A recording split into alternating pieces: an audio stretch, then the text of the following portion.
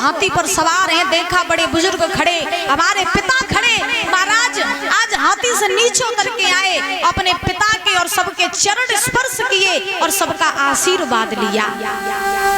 देखो ध्रुव जी महाराज ने भगवान को प्राप्त किया। परीक्षक जी कहाँ हो? है खो गए? अच्छा, बोली बांके बिहारी लाल की। व्यास नंदन श्री सुखदेव जी महाराज समझा रहे हैं कि राजन परीक्षक, ध्रुव जी महाराज को भगवान की प्राप्ति हुई और ध्रुव जी महाराज ने जब देखा कि मेरे बड़े बूढ़े खड़े हैं तो हाथी से नीचे उतर के आए और सबके चरण स्पर्श करके आशीर्वाद लिया। और आजकल महाराज 40-50 हजार रुपया महीना पे कोई लड़का का कमान लगे तो इतना घमंड आ जाता है कि चाहे बाप ठाड़ो हो चाहे दादा ठाड़े हो, छाती तान के चलने लगा। झुकना तो कोई नहीं जानते, झुकना कोई नहीं जानते। कहीं झुक जाइए तो बेइज्जती नहीं हो जाएगी, छाती तान के चलते। और धन्य है वो ध्रुव जी महाराज जिन्हें भगवान मिल गए और फिर भी झुक के सभी लोगों का आशीर्वाद लिया। अच्छा दादा ये बताओ पैर क्यों छुए जाते हैं? बताओ पैर क्यों छुए जाते हैं? कोई बता दे।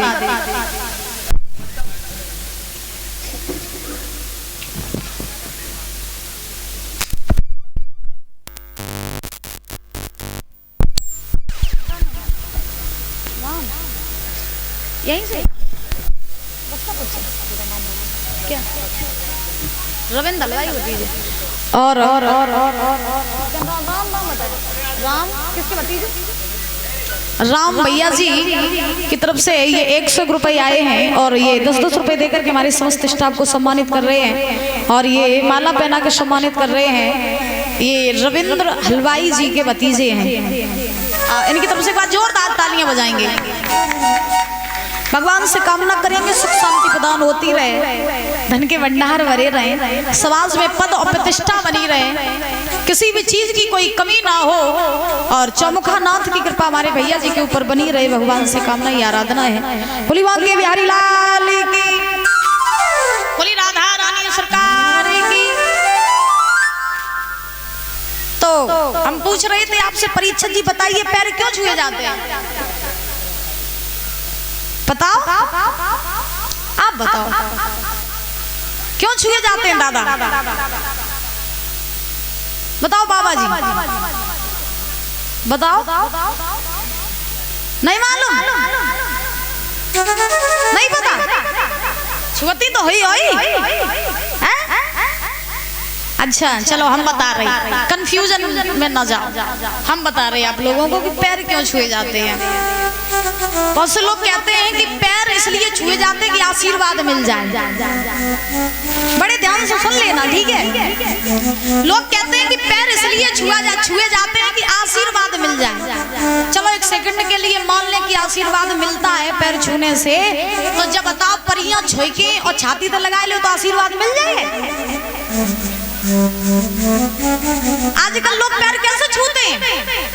कैसे छूते हैं परीक्षक जी? छाती से लगाते हैं। महाराज झुकना तो मंजूरी नहीं है, पैर पूरे तक तो पहुंचेंगे ही नहीं, छाती तो लगा ले। हाँ पापा जी राम राम, दादाजी राम राम, बस परियां छुए के छाती तो लगा ली, राम राम। ऐसे आशीर्वाद थोड़ी ना मिलता है।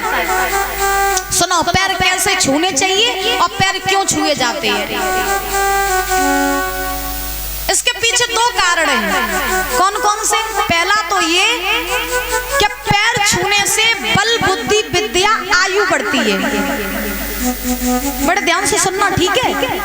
पैर छूने से बल बुद्धि विद्या आयु बढ़ती है, पहला कारण। दूसरा कारण ये है कि जब हम किसी के पैर छूते हैं तो उस व्यक्ति के गुण हमारे अंदर प्रवेश कर जाते हैं। साइंस का कारण है। जब हम किसी के पैर छूते हैं तो उस व्यक्ति के गुण हमारे अंदर प्रवेश कर जाते हैं। पैर किसके किसके छुआ? जो गुणवान हो, जो संस्कारी हो, जो विद्वान हो, जो संत हो, जिसकी समाज में इज्जत हो, ऐसे व्यक्ति के पैर हमेशा छूने चाहिए। और जो शराब पीता हो, मांस खाता हो, चरित्रहीनता करता हो, खेलता हो, भाई का हिस्सा खा के बैठा हो, ऐसा बेशक तुम्हारा बाप क्यों ना हो, कभी उसके पैर न छुआ। ये बात मेरी याद रखना। अब बल बुद्धि विद्या आयु परियां छुए के नहीं बड़े हमारा। फिर जब भी छुओ तो पैर का अंगूठा छूना चाहिए। क्या छूना चाहिए? पैर का अंगूठा। तुम लोग भी छूते हो ना पैर, तो पैर पूरा ना छुआ करो मेरी माँ, पैर का अंगूठा छुआ करो, ठीक है। आपने देखा हो, हमारे बाबा जी बैठे हैं, दादा आपने देखा हो कि जो बड़े बड़े संत होते हैं, जो बड़े बड़े महर्षि ज्ञानी होते हैं, वो अपने पैर बहुत कम छुपाते हैं। देखा है आपने? वो अपने पैरों तक कभी किसी को पहुंचने नहीं देते, क्योंकि वो ये बात जानते हैं कि पता नहीं कौन व्यक्ति कैसे हमारे पैर छुए, इसलिए वो कभी पैर नहीं छुपाते। हर किसी से पैर भी नहीं छुपाने चाहिए, ये बात हमेशा याद रखो। जितना हो सके उतना दूर से ही राम राम कर लो, हाथ जोड़ लो, बस बात खत्म है। जल्दी किसी से पैर ना छुपाया करो मेरी माँ। बोली माँ के बिहारी लाल की। और जब भी छुआ पैर तो पैर का क्या छूना चाहिए? अंगूठा।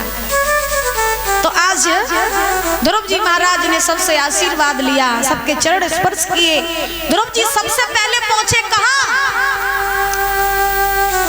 वहीं सुरुचि के पास, क्योंकि सुरुचि अगर ध्रुव के तमाचा न मारती और ध्रुव को तन पाद की गोद में से न भगाती, तो आज ध्रुव जी की कथा यहाँ बैठ करके हम आपसे कह ना रहे होते, आपको कथा ना सुना रहे होते। क्योंकि कहा जाता है दुश्मन को कभी दुश्मन नहीं समझना चाहिए, क्योंकि दुश्मन जो होता है वही आपका सच्चा मित्र होता है।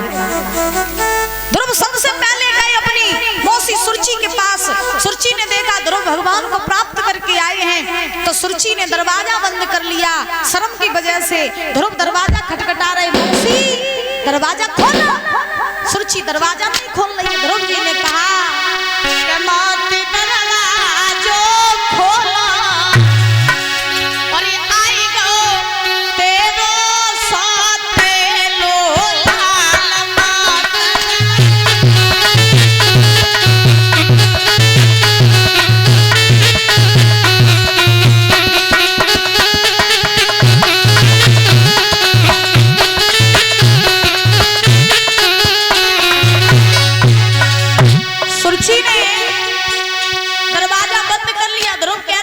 दरवाजा खोला ना, कुछ तो बोला।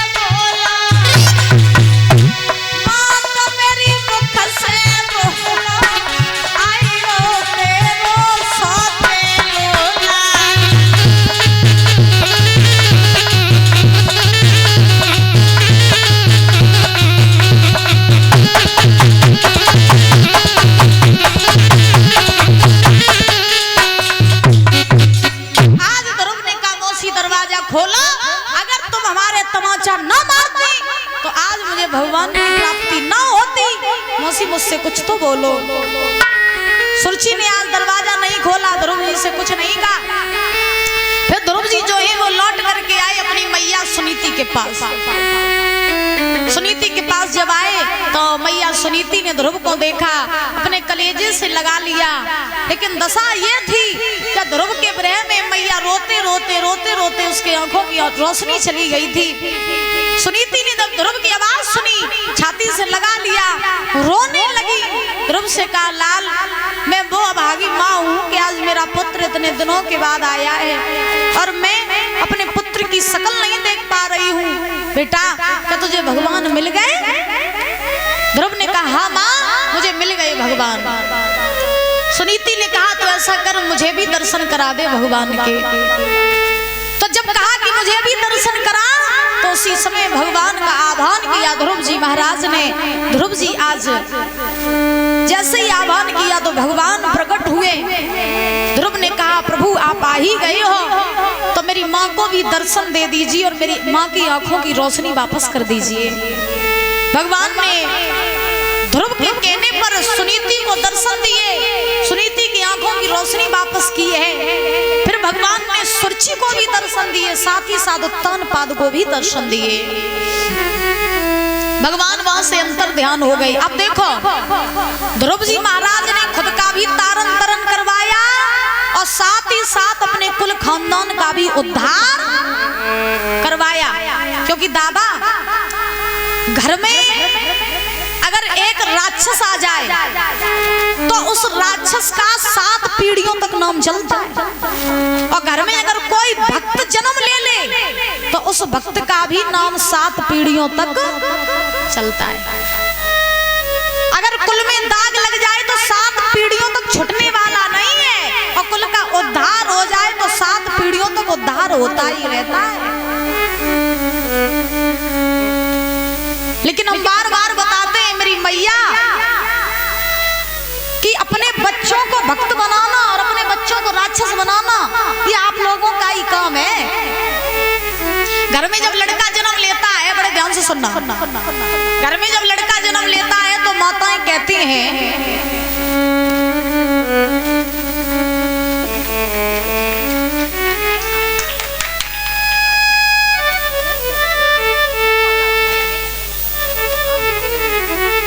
और इस बीच में आशीष भैया जी की माता जी इसी मोहल्ले से हैं, ये माला पहना कर सम्मानित कर रही है, 51 रुपए देकर सम्मानित कर रही है। एक बार जोरदार तालियां बजाएंगे।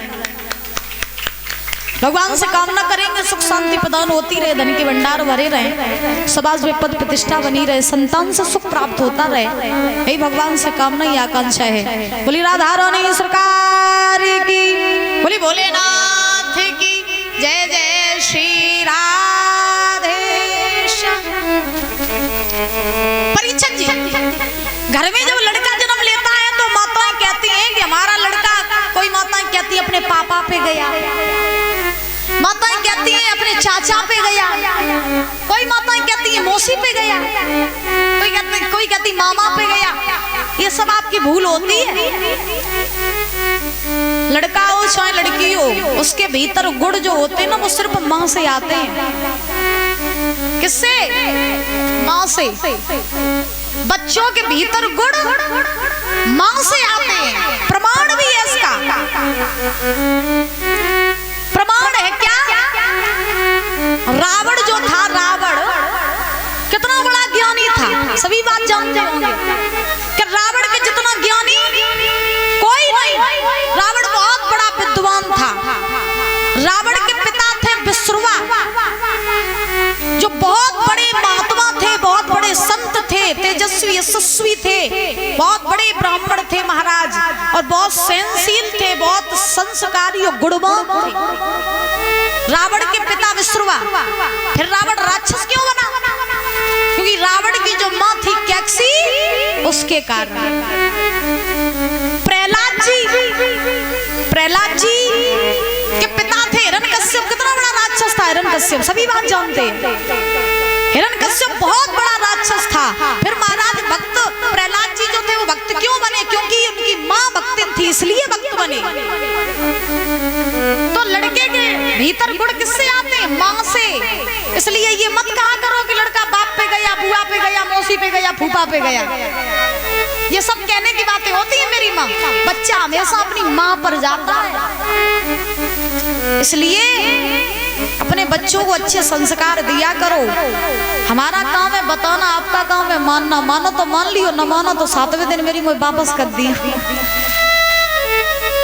बोली राधा रानी सरकार की। उसमें मेरा फायदा कुछ नहीं है, फायदा किसका है? आपका। क्योंकि आज के जमाने में जब माँ बाप बूढ़े हो जाते हैं तो लड़का देखो माँ बाप को कैसे मारता है, गालियां देता है।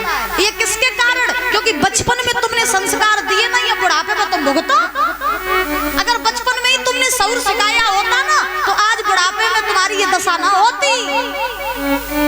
इसलिए बचपन में ही संस्कार दिया करो मेरी माँ। ध्रुव जी महाराज ने अपनी माँ को भी भगवान के दर्शन कराए। व्यास नंदन श्री सुखदेव जी महाराज समझा रहे हैं राजन परीक्षित। धीरे धीरे समय बीता, उत्तानपाद के ऊपर बुढ़ापा आया। तो उत्तानपाद के ऊपर जब बुढ़ापा आया तो उत्तानपाद जो है वो जंगल में चले गए भजन करने के लिए। पहले के राजा महाराजाओं के ऊपर बुढ़ापा आता था तो वो अपना शासन अपने बच्चों को दे देते थे और वन में जाकर के भजन करते थे। और आजकल बुढ़ापा आता है तो महाराज शासन कोई नहीं छोड़ता है। आजकल बुढ़ापा आता है तो कह दो कि बुढ़ापे में भजन कर लो तो भजन नहीं करते। अलग एक कमरा बना लेंगे, अलग एक बक्सा बना लेंगे, तारों लगाएंगे, चाबी गले में, चाबी गले में। कहो कि बुढ़ापे में जो बक्सा छोड़ दे, तारों छोड़ दे, सो नहीं छूटते। और सबसे बुरी अवस्था जो होत परीक्षित जी बुढ़ापे की होत। बुढ़ापे पे सब संग छोड़ जात, लड़का बहुए नाती पंती सब संग छोड़ जात। बुढ़ापे में तुम्हारे संगी पता को होत करे, तुम्हारी डोकरी। हाँ, बुढ़ापे में कौन महाराज साथ देता है? डोकरी। हाँ, जब तक डुकरिया जिंदा है तब तक तुम्हारी सेवा हुई, और डुकरिया मरी तो फिर महाराज रोटी नहीं दी जाए। क्योंकि एक कवि कहते हैं बड़े सुंदर शब्दों में कि बुढ़ापो और आई गयो हत्यारो, बुढ़ापो आई गयो हत्यारो।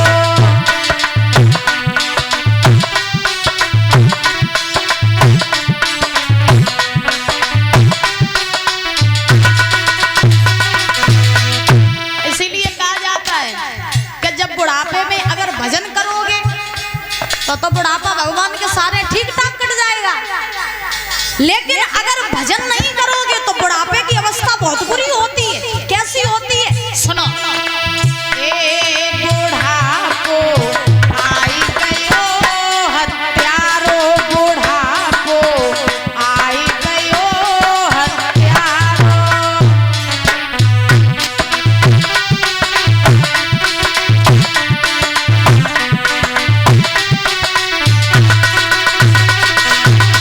विद्वान कल्पना करते हैं कि बुढ़ापो आए गयो हत्यारो। कैसे आओ बुढ़ापो सुनो। ए परो बहू से रोटी मांगी, परो बहू से। ए परो बहू से रोटी मांगी, परो बहू से। बहू से बुढ़ापे में रोटी मांगी हो। बहू रोटी कैसे दे सुना।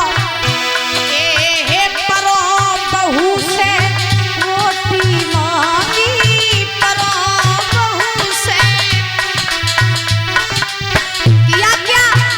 सो कुत्ता सो दुत्तिकारो, बुढ़ापो आई गयो हत्यारो।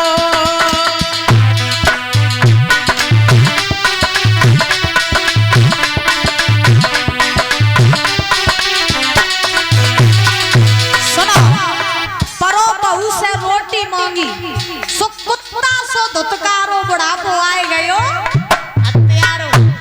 लड़का बहू के कहो रोटी दे दो तो महाराज ऐसे व्यवहार कर जैसे द्वारे पे कुत्ता ठाड़ो हो गए। हाँ, हम सही बताए रहे। और न मानो तो बहुत सी ऐसी कहानियां महाराज और बहुत से दृश्य ऐसे देखने के लिए मिलते रहते हैं कि सास बैठी द्वारे और बहू खाए रही पनीर भीतर और सास को सूखी रोटी दे रही और जार कह रही कि डुकरिया और अड़ेवे का रोज आएगा। हाँ, पहली बात। अब दूसरी बात सुनो। ए लड़का बहुए सोते अटरिया, लड़का बहुए।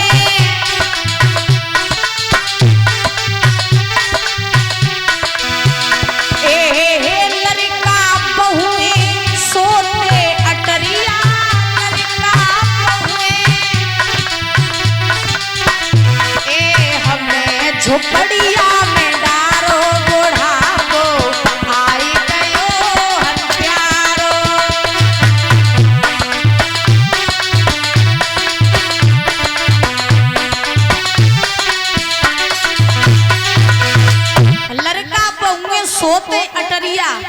और हमें डारो बढ़िया बुढ़ापो आए गयो हत्यारो। लड़का बहुए जब अपने लिए घर बनवाते तो अपने पति से बहुए कह देती सुनो बढ़िया टाइल्स लगवाए ले, बढ़िया घर में मार्बल बिछवाए ले। और फिर लड़का कहे मम्मी को क्या करे, बोले मम्मी को है तो पुराना वालों घर वही में खटिया डालते, हाँ वही में खटिया पहुंचाए। तीसरी बात सुनो, हमसे पहले दुख वो चली, हमसे पहले। अच्छा जी,